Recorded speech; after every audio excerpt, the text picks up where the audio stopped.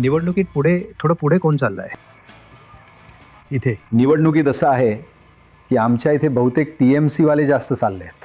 TMC. हो, TMC. आणि मागच्या वेळी पण TMCच हवी. आम्ही लोक तर काय ना की आमच्या इथे डेव्हलपमेंट जास्त झालंय, काम वगैरे जास्त मिळालं आहे TMC कडून. बरं हेच आहे, हेच रिझन आहे. त्यानंतर काही नाही आहे. मुद्दा काय आहे लोकांचा? लोकांचा मुख्य मुद्दा आहे तर त्यांना हवंय की आम्ही शिकू नये. जे लोक शिकलेले आहेत त्यांना नोकरी पाहिजे, ठीक आहे, आणि रस्ते घाट जे काय आहे, जी कमतरता आहे, सगळं काय पूर्ण करावं लागेल सरकारकडून. हीच आमची मागणी आहे, दुसरं काही नाही.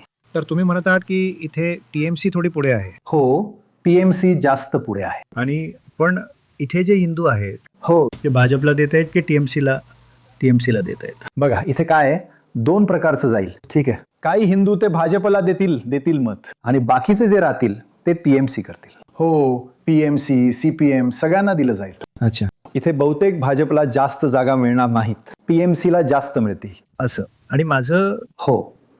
प्रॉब्लेम झाला होता का? हो, प्रॉब्लेम झाला होता. काय झालं होतं?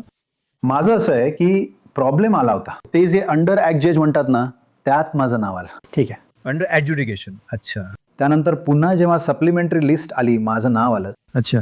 हो, माझी एक दीदी आहे, तिचं नाव डिलीट झालं. हो का?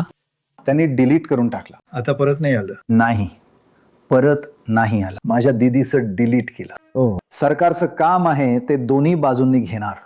जे बरोबर नाव वगैरे चुकीचं असेल किंवा इकडून बाहेरून नाव येईल, काही चूक झाली असेल तर ते तर सरकार कापणार. बरोबर. ठीक आहे.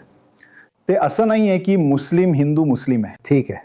ते जे नेते लोक बोलतात की मुस्लिमांची जास्त नावं कापली, हिंदूंची कापली, अशी गोष्ट नाही आहे. की सरकार जो नियम आहे त्याच नियमात काम करत आहे सरकार, हेच आहे.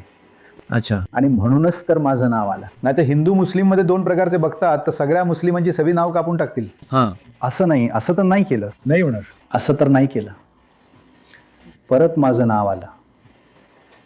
म्हणून म्हणतो की ते एक दोन नावं गेल्यानं काही फरक पडत नाही. परत येईल तेव्हा ते तर बघतील ना की भारताचा नागरिक आहे की नाही आहे. यावेळी मत नाही टाकावं लागेल.